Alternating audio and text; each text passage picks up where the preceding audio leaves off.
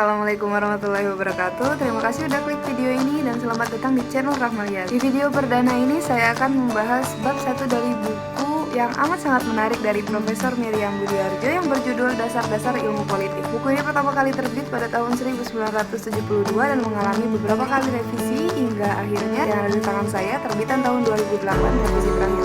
Buku ini terdiri dari 12 bab dan ada beberapa subbab di setiap babnya. Tanpa berlama-lama lagi, let's get started.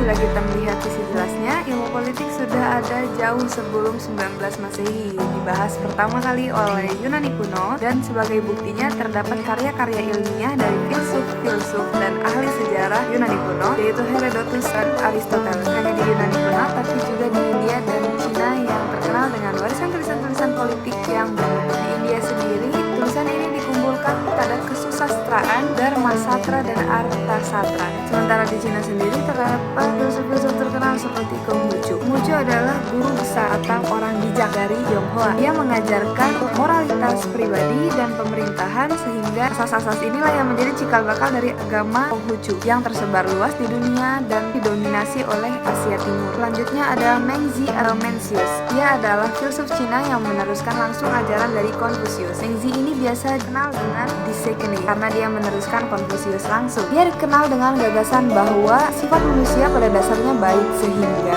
dia tidak rela melihat orang lain menderita. Mengzi lalu merumuskan 5 watak sejati atau Sing manusia yang merupakan anugerah dari Yang atau langit. Gagasan tersebut terdiri dari cinta kasih, kebenaran, kesusilaan, bijaksana, dan dapat dipercaya. Masih dengan filsuf Cina dari mazhab legalis yaitu Zhang Yang. Dia adalah seorang negarawan dan filsuf Cina dengan mazhab legalis dan merangkap sebagai tokoh reformasi negara Qin selama periode negara perang Tiongkok kuno. Dia dikenal dengan kebijaksanaannya yaitu meletakkan dasar administratif dan politik yang akan memungkinkan negara Cina menaklukkan seluruh Tiongkok dan menyatukan negara untuk pertama kalinya. Di Indonesia sendiri kita dapat menemukan beberapa karya tulis yang membahas tentang kenegaraan, misalnya Negara Kertagama yang ditulis oleh Majapahit. Lalu ada Babat Tanah Jawi. Namun sayangnya pemikiran Asia tersebut tergeser oleh munculnya pemikiran Barat sehingga menyerupai negara seperti Inggris, Jerman, United States atau Amerika Serikat dan Belanda dalam rangka imperialisme.